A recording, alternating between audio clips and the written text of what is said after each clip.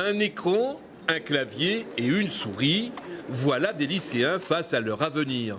170 élèves de terminale du lycée polyvalent de Vincent d'Eau préparent d'ores et déjà l'après-baccalauréat et leur entrée dans le monde des études supérieures. Maëlle Boyer aspire à embrasser des études de droit.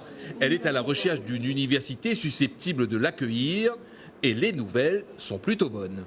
Elle est disponible sur Saint-Denis ou sur Tampon, donc je le vois ici. On peut d'ores et déjà s'inscrire sur Parcoursup et formuler ses vœux. Brianna prépare elle aussi ses études supérieures comme sa camarade de classe.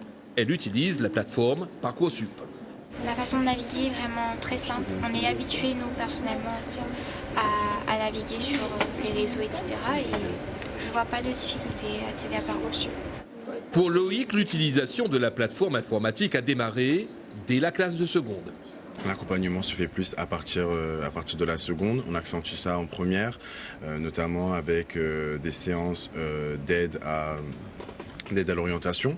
Dès leur entrée en seconde, on commence à les familiariser avec l'outil. Ils ont des ordinateurs à leur disposition et on les forme. Ils ont des heures d'enseignement à l'orientation, donc on les forme à l'utilisation de l'outil dès leur entrée au lycée. Parcoursup offre aux lycéens la possibilité de formuler 10 vœux, suffisants selon Maëlle Boyer, candidate à des études en sciences politiques.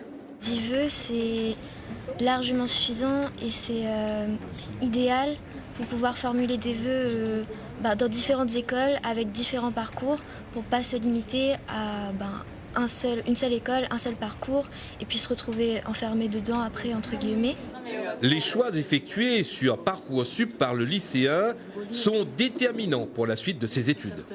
Parcoursup a des outils qui sont intéressants pour pouvoir voir justement le profil d'élèves, pour pouvoir voir les orientations qui sont plus ou moins facilement accessibles ou pas.